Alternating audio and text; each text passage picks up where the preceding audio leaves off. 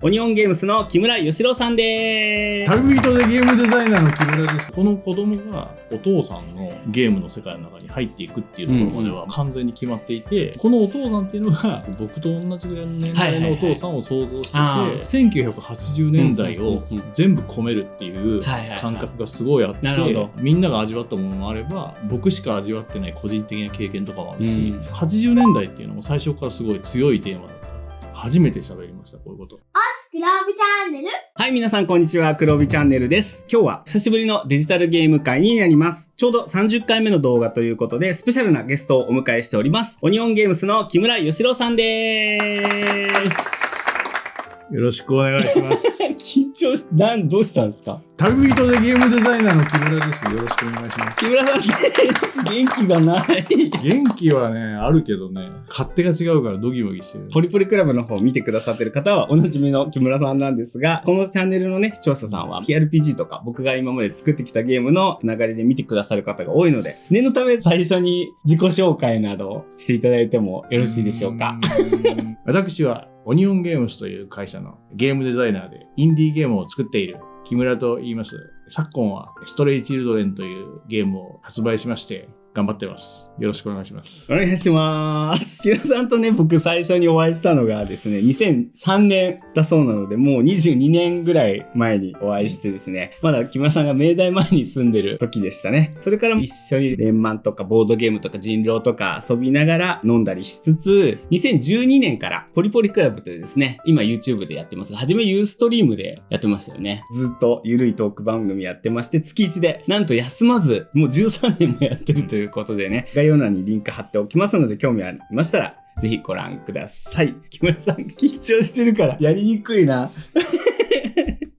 今日ね、木村さんをお呼びしたのは他でもない新作のね、ストレイチルドレンについていろいろお聞きしようと思ってるんですが、大丈夫ですか？聞いてもよろしいですか？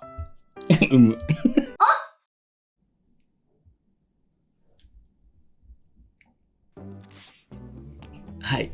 ストレイチルドレンはね、昨年12月にスイッチ版発売されて、先日、Steam 版がアナウンスされたということで。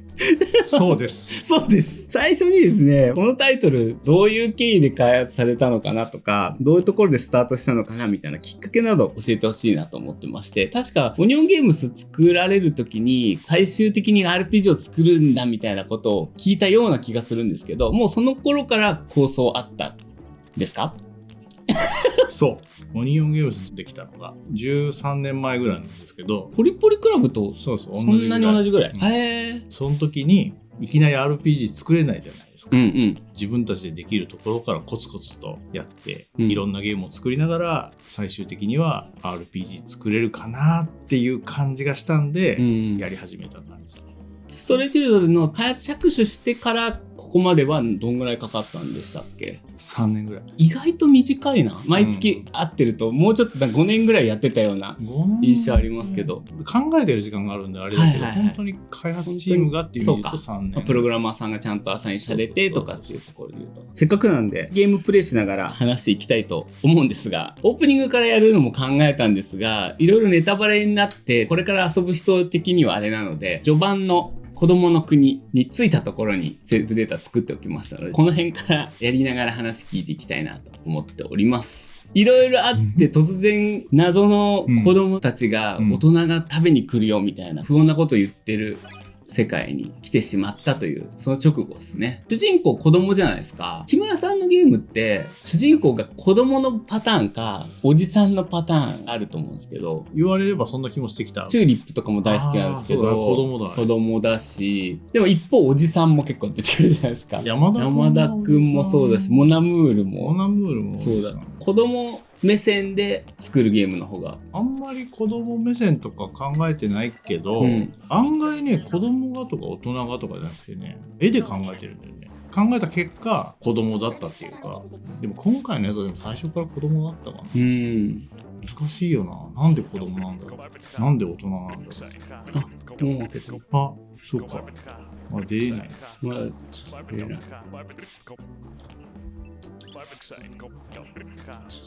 ダメだ。許可がいる。許可がいる。RPG でね、こういうところにいる人って門番みたいな注するじゃないですか。いちいち怪しいやつがうんいるのが木村さんのゲームだなと。一個ずつね理由はあるんだよ、うん俺の中にはキャラクターに。でもねそれを説明することは恥ずかしいと思ってるね。はいはい、わかります。だから感じ取ってくれよっていう風に投げてるものをうん説明するのって恥ずかしいのもあるし、うん受け取り手があとは勝手にやればいいことを一個に決めちゃう可能性もあるじゃないですか。なんかもう発売しちゃったし、もしかしたら20年ぐらい経ったら、なんで主人公がこんな感じだとか喋る時が来てもいいのかもしれないけど、うんうんまさに今遊んでる人がいる時にはね、作者がどう考えて作ったかとかは、はいはい遊んだ人が想像してくれればいいのかなっていう、そんな気持ち。わかります。どう楽しんでくれるのも自由だし、あ、いた。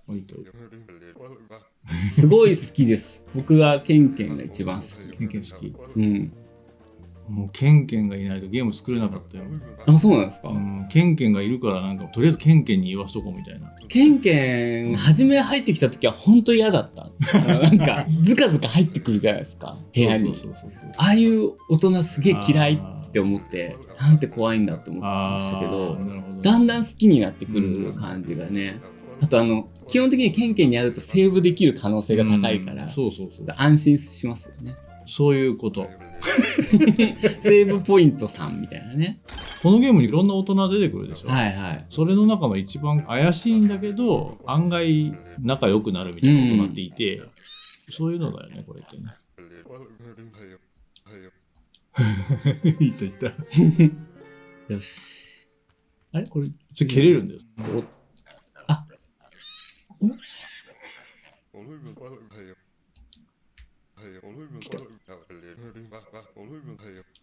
あ、セーブしとかな。怒られた。うわ、セーブしてなかった今全然。教えてくれるね。大人と戦うじゃないですか、うんこういう構図ってガンダムしかりいろいろあるじゃないですか。大人は分かってくれないとか、ジークアックスでも言ってましたけど、そうかぶせてきた流行りのものちゃんと。なんだけど、そうねなんかね、子供目線で大人のことを言ってるように見えて、木村さんの中にいる子供部分と大人部分が対決してるんじゃないかと思ってるんですよね。知らん。ゲーム作ってる時って精神年齢下がるっていうか、子供をいた子する時とかもあるじゃないですか。だけどなんか社長としての木村さんはとはいえ真面目なことをしなきゃいけないしみたいな、どっちの木村さんも木村さんの中にはいると思ってて、まああんまりそんな風に感じてくれてもいいけど、現実の自分っていうのはあんまり物語に関係がないように書いてるっていうか、よくあるのが考察的に、こういう風にゲーム人生歩んでたからこうなのかなみたいなことを言う人もいるんだけど、あんまりそういうのとかなくて、言っても大丈夫ではっきりしてることは、僕のゲームって作る時に自分の過去の思い出とか、過去出会ったリアルの出来事からひらめいて作る場合が多いわけよ。このゲームもだからそういう意味で言うと、いろんな大人に会って生きてきたなみたいな、いろんな大人が世の中いたなっていう記憶で作ってるっていうか。これはツイッターですか？知らない。これは青い鳥が飛んでるだけ。ああ、なるほど。ああ、これ忘れちゃった。戦おう。ぶっ殺しておこうか。こいつは。まあでもどうなんだろうな。なんかあんまりの。でかい。でかい。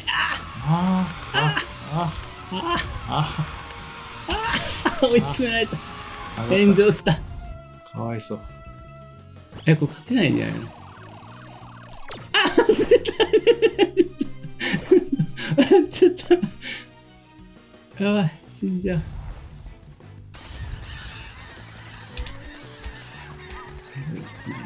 頑張れ。こ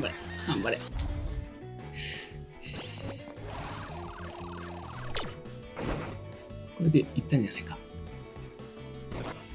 こんな感じのね。これでございます。ゲーム。踊ね、これ。この踊り好き。これいいやつ。これ好きな踊りだ。この踊りいいですよね。面白い大人いっぱい出てくるじゃないですか。チューリップに出てくる警察官あーすごい好きなんですけど、あれ現実にいないけどね。おまわりさん怖いなっていうと、ビジュアルと動きとペコちゃんとねペコちゃん、口がねペコちゃんっぽい。地下にいろんな怪しい人がいるじゃないですか。その人単体じゃないかもしれないけど、いくつかの木村さんが今まで見てきた面白おじさんとかを合体させたりしてるのかなと思うんで、今回も中にはこういうおじさんいるよなみたいな大人が出てきて、そこがすごい面白い。これから遊ぶ人に言うのは、鳥が飛んでくるようなミニゲームありましたけど、敵ごとにミニゲームが全部違う。そうなの。恐ろしい。3年かかるわみたいな。一個前で学んだことが次に生きない。生きないっていうね、面白いゲームなんですけど。自慢で言うことだよね。なんか生きない。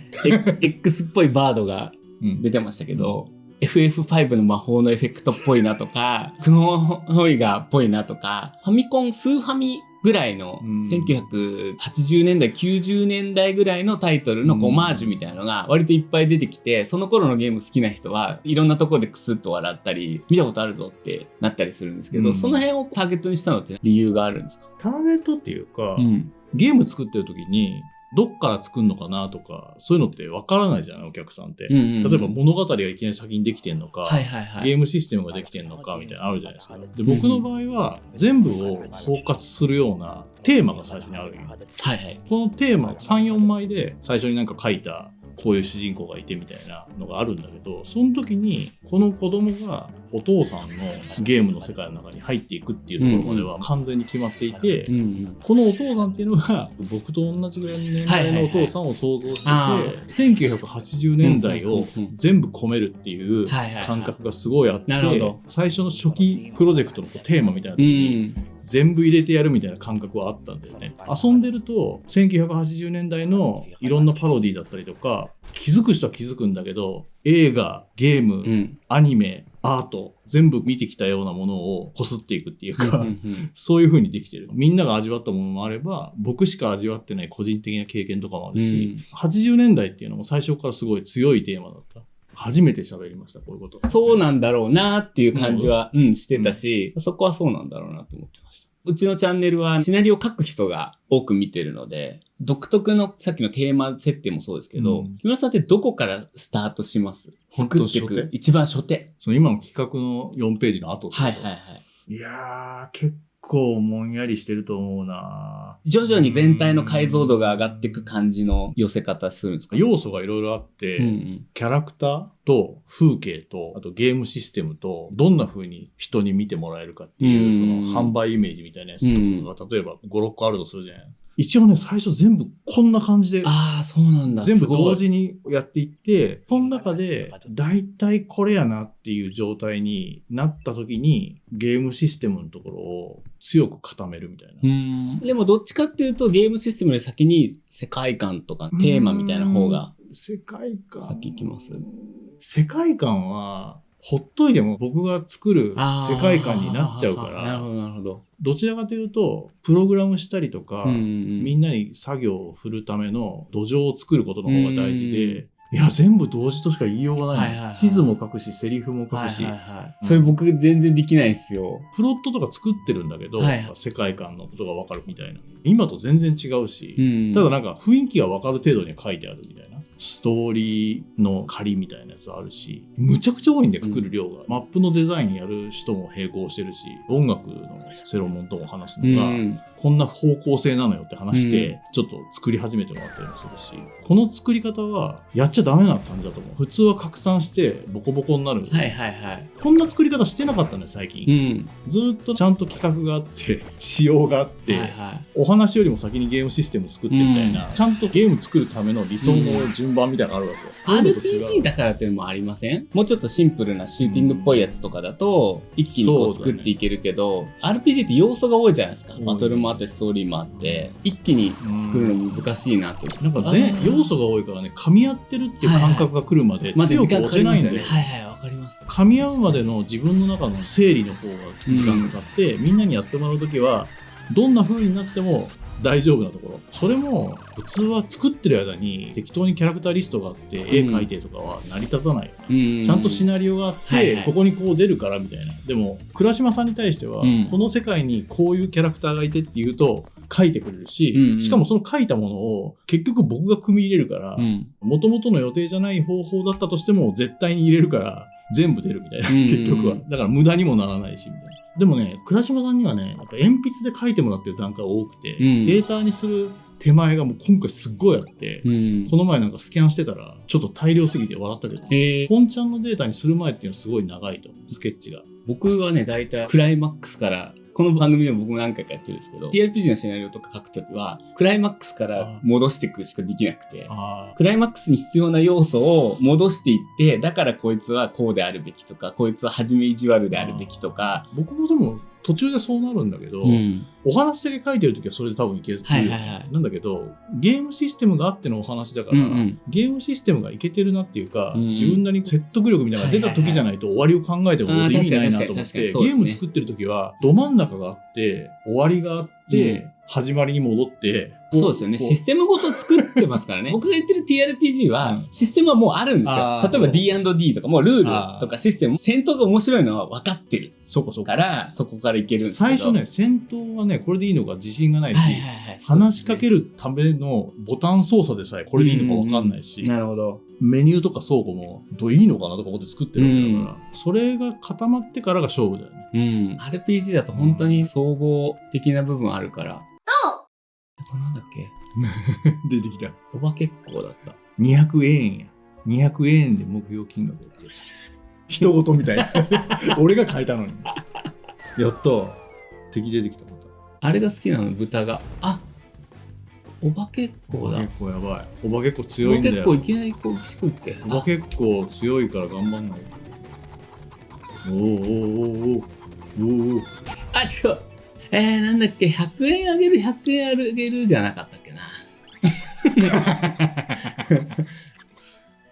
さっきのだから図鑑を読んだ時に、その図鑑の内容を覚えといて、ひらめいてって感じ。200でしょだから、もう一回100あげれば。あ、ちょっと本当にマジで。でもダメ。ちょっと、100円あげる。あれ開いてる。でも僕が死ぬかもしれないっていう問題がある。ダメだ。いいんじゃない？これだって気がするんだよな。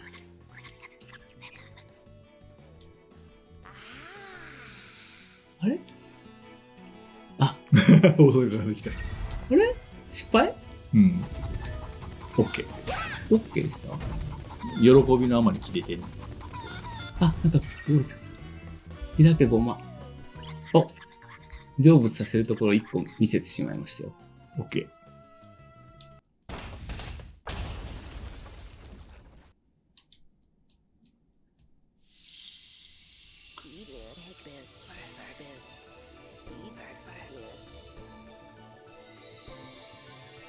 バイバイ。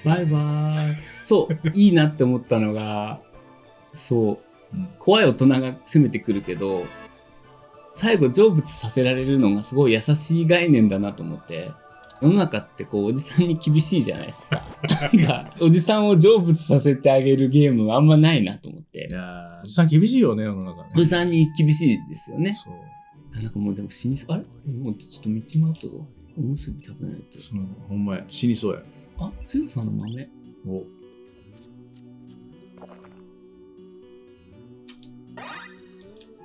草を使っちゃえ。よし。心情指輪ってなんだっけ？装備できる？かわいい。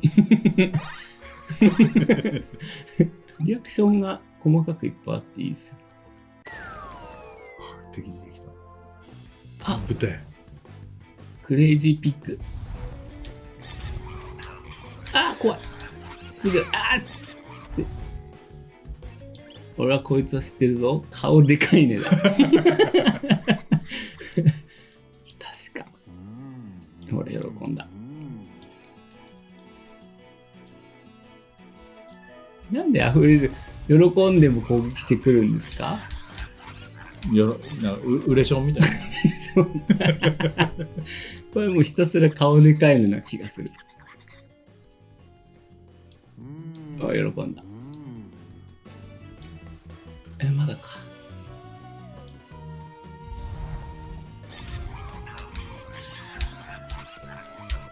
あれもう一回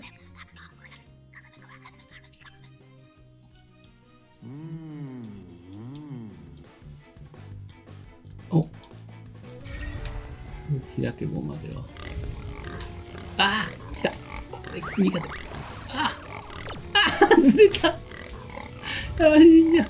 死んじゃう。危ない。よし。いやー、よくこんな全部別のゲーム作りましたね。普通プログラマーさんに言ったら怒るやつ。いや、別のゲーム作れるように作ったっていう感じ。ああ、なるほど。これだからプログラムなんだけど、スクリプトで書いてるから、こいつって顔でかいねって、うんみんなが気を使って言わなくなっちゃう。みんなに正直に言われたかった。本当なるほど。顔でかいねって。そういうことか。どういうことなんだろう。別に今そういうことかって本当に思った。思いました。なんで顔でかいねって3回言うと成仏するのかなってそう思ってたんで。みんなが正直じゃないことが不満だったんですね。本当は顔でかいねって思ってるくせにって思って生きてたわけです。なるほど。恥ずかしくなってきた。これやっぱ説明しちゃダメじゃん。確かに。僕はなんかスーッと腑に落ちましたけど。この方で通れないもんね。あ、そうか。豚イベントやり終わってるとこなのか。終わってます。あ、豚イベントが終わってんだったらピラニアだ。あ、これさ、そっか。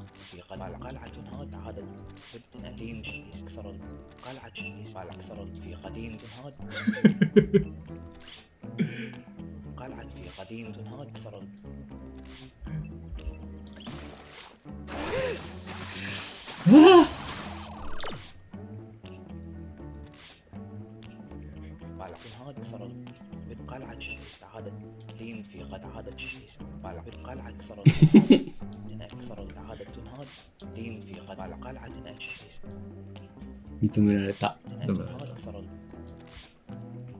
قلعة عادت دين شفيس في قد تنهاد عادت دين أكثر شفيس تنهاد أكثر قلعة أكثر قلعة شفيس تنبت في قد شفيس في قد عادت قلعةこれでケンケンがいて、そうして。いやー、ケンケン助かる。変な大人に出会っても、つけたら。なんで。安よ。ここか。安よ。急に出てきたなと思って。あれ追い払っちゃった。出てきた。出てきた。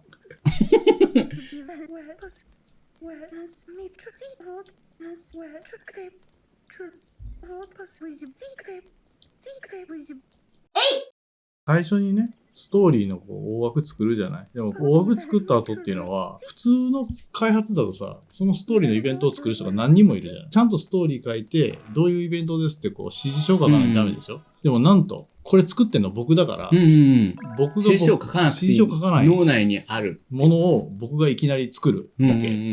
コミュニケーションロスみたいなやつがないよね。だから自分が思ったものを自分が作ってるから、まっすぐ作れる。この作り方の話をみんなに説明すると、それは参考にできないわって言われる。僕も DS のロストマジックってタイトルは、僕がシナリオからスクリプトから全部やったんですよ。DS ぐらいの時は6人とかで作ってるから、プランナー兼ディレクター兼シナリオライターみたいな。そういうの。そう、その時はね、指示書作ってないですもんね。物語に関して物語に関して。でも結局他のジャンルに関しては仕様はいるんだけど、そうですね。物語について長編の仕様を書くっていうのは、すごいパワーなわけよ。それをやんないでいいっていうのは楽だよね。そうですね。新しいワールド。このゲームの面白いのは、今は森の世界いましたけど、次々おもちゃ箱みたいに全然違うワールドが来るので、すごいそれが面白い。RPG の面白さって結構、カズさんとかともよく話すんですけど、ロケーションが変わって、新しい世界が広がるの楽しいっていうのが、RPG の良さだと思うんですけど、そういう意味ではすごい、毎回全然違う、何これみたいなところに来るので、すごいそこは面白いですね。贅沢な作り。さあ、どうするんですか？やめときますかね。こいつが何者なのかというところで、一旦これ終わりにしたあなたは誰っていう気持ちで終わってもらったらいいと思う。気持ちでね、ここもかなり序盤ですけど、この後もいろんなワールドがあるので、ぜひ実際遊んでみていただければと思います。というわけでね、木村さん今日は貴重なお話、ポリポリではあまり聞かない感じのお話をありがとうございました。いつもとね、違う切り口で話せて楽しかったです。ストレートルードで今見ていただいたように、いろんなワールドがこの後もあって、贅沢なね、こう体験ができるのと、敵ごとにゲームが違うので、ずっとリフレッシュしながら遊べる、飽きがなく最後まで遊べるゲームだと思いますので、ぜひね、興味持たれたら遊んでみていただければと思います。ここでね、一つお知らせがございます。6月19日から30日まで、スイッチ版ストレイチルドレンのセールがあります。お、動画が配信される頃に始まってると思います。ちょこっとお得になってるので、このタイミングで購入していただけると嬉しいです。よろしくお願いします。はい。そして、さらに言うなら、Now、Steam 版のストアが開いていて、まだ Steam は遊べないんですけど、ウィッシュリストに入れられるんですかね。Steam ってね、ウィッシュリストに、ね入れられて、入れとくと発売になったら連絡来るんですよ。そのウィッシュリストっていうのを、インディーゲームの開発者の人は、みんな貯めたいわけ。ウィッシュリストっていうのをいっぱい貯めると、いいことがあるらしいんですよ。僕もよくわかってないんですけど。なので、皆さんもしよかったら、ちょっと気になるなぐらいの軽いノリで、ウィッシュリスト、押しといてください。よろしくお願いします。はい、お願いします。Steam 版、すごい楽しみですね。はい、あと、このチャンネル、実は、英語、中国語、韓国語の字幕がつくのと、あと、最近は英語の吹き替えの音声、僕らがもう英語で喋ってるように自動的に AI になるっていう機能も搭載しておりますので、はい。海外版の予定などもしあればアナウンス。海外版は、一応2025年、今年中に配信される。予定でございますよ。やったー。じゃあ英語の方もね、中国の方とかも英語で遊ばれる方多いのかな、と思いますので、ぜひね、楽しみにしていただければと思います。というわけで木村さん、お忙しい中、今日はありがとうございました。ありがとうございました。はい。黒帯チャンネルはゲーム業界の話やゲームの作り方など、ゲームに関するいろんな話題をお届けするチャンネルです。面白かったという場合は高評価、チャンネル登録をお願いします。また、こんなテーマの話を聞いてみたいなど、リクエストございましたらコメント欄にお願いします。ではまた次回をお楽しみに。さよなら。バイバーイ。いいねボタンとチャンネル登録をお願いします。